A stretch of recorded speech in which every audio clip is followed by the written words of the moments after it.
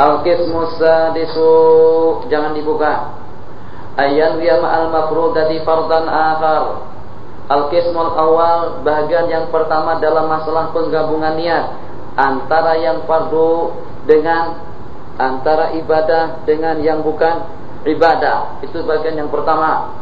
Kemudian yang kedua, al-qismus tsani, penggabungan antara yang fardu dengan yang sunnah. Sekarang yang ketiga, yang wajib dengan yang wajib. Oh, kalau boleh hasil yang wajib sama yang wajib itu untung sungguh. Jadi misalnya zuhur, asar, isya sama pada 4 rakaat kan.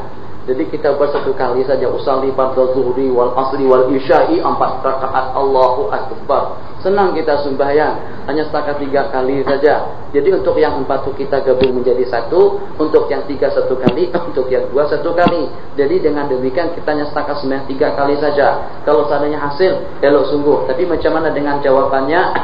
Qala Subki, tidak ada yang boleh digabungkan antara yang fardu dengan yang fardu kecuali dalam bab haji. Umrah wajib dengan haji wajib, kalau kita gabungkan menjadi haji kiran. Kalau kita buat haji saja namanya ifrad. Kalau kita buat umrah saja namanya tamattu. Kalau kita laksanakan kedua-duanya sekaligus namanya haji kiran. Jadi tidak ada yang boleh kita katakan hasil kedua-duanya dalam bab ini menurut keterangan daripada Imam Subki kecuali haji wajib dengan umrohnya. Qala Jalaluddin As-Suyuti asbah wan nazair. Asbah yang serupa, nazair bandingannya. Jadi masalah-masalah yang serupa dan juga dengan masalah-masalah yang membandinginya. Ada bandingan masalah di atas, hasil kedua-duanya wa huwa ayyan wiyal ghusla wal wudu'a ma'an fa innahuma yahsulani bil asah. Niat mandi dengan wudu. Macam mana? Ini kalau waktu kita dalam keadaan junub. Waktu kita dalam keadaan berhadas besar.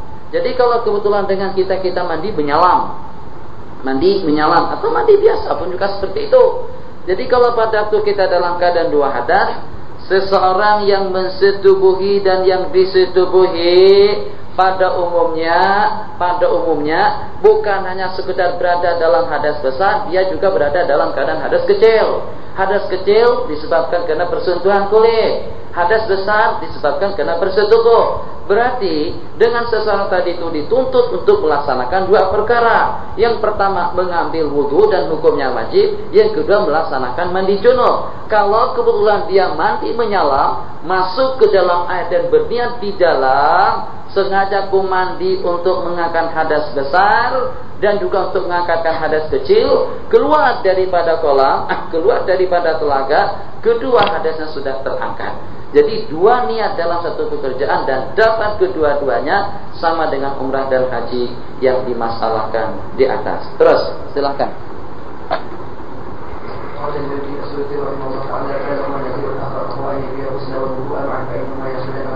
Ya.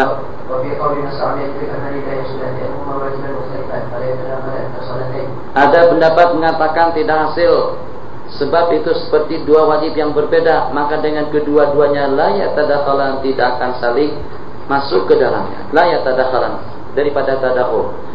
Walau tafa bi niyatil fardhi wal wada'i sahha lil fardhi wal yakfi lil wada'. Ini juga masalah.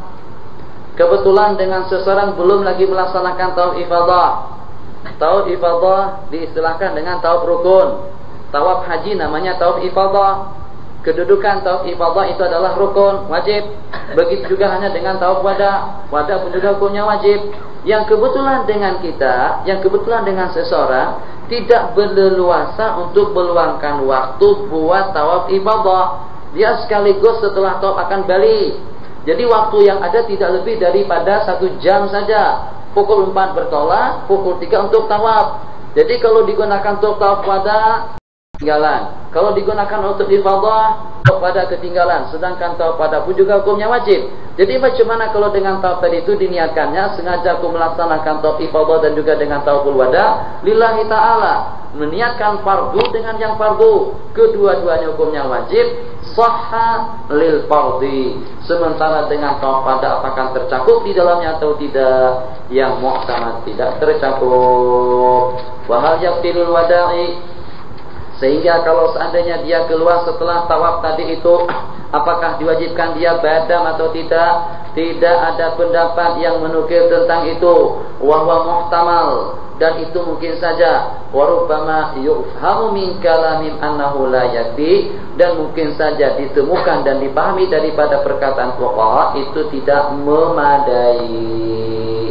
Wa ma ada zalik, dan yang selain daripada itu, apabila kita meniatkan dua yang fardu, kedua-duanya akan menjadi batal. Tak sah kita menggabungkan antara yang fardu dengan yang fardu, kecuali pada 3 gambaran masalah yang kita sebutkan tadi.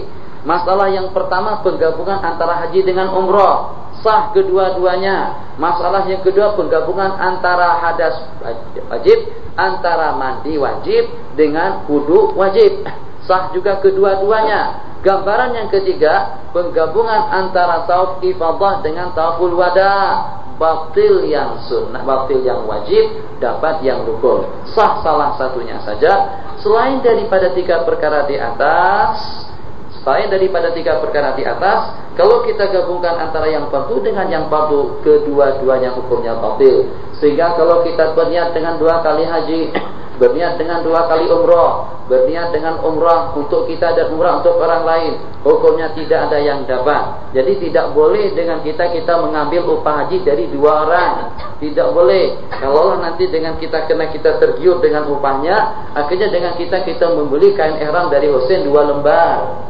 1 lembar yang pertama kita pulung, kita lilit, ini untuk badal haji yang 4.000 ringgit. Kemudian tambah lagi 1 lapis, ini untuk yang $1.000.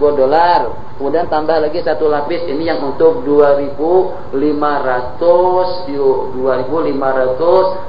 Singapura misalnya. 3 sekaligus, lumayan dapat duit banyak. Yang mana yang sah? Yang sah itu hanya setakat 1 saja.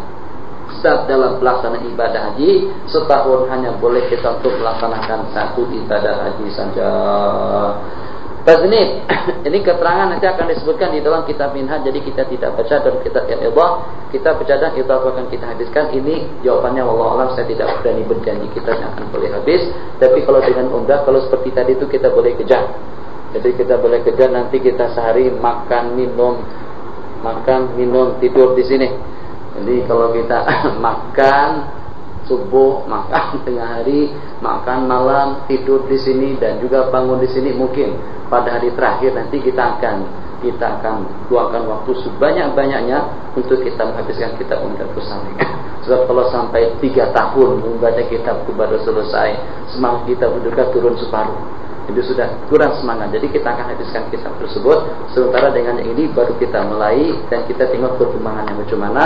Nampaknya sulit kalau untuk kita khatamkan, tapi untuk kita mendapatkan sebagian besar atau sebagiannya itu mungkin saja akan boleh terjangkau. Selesai.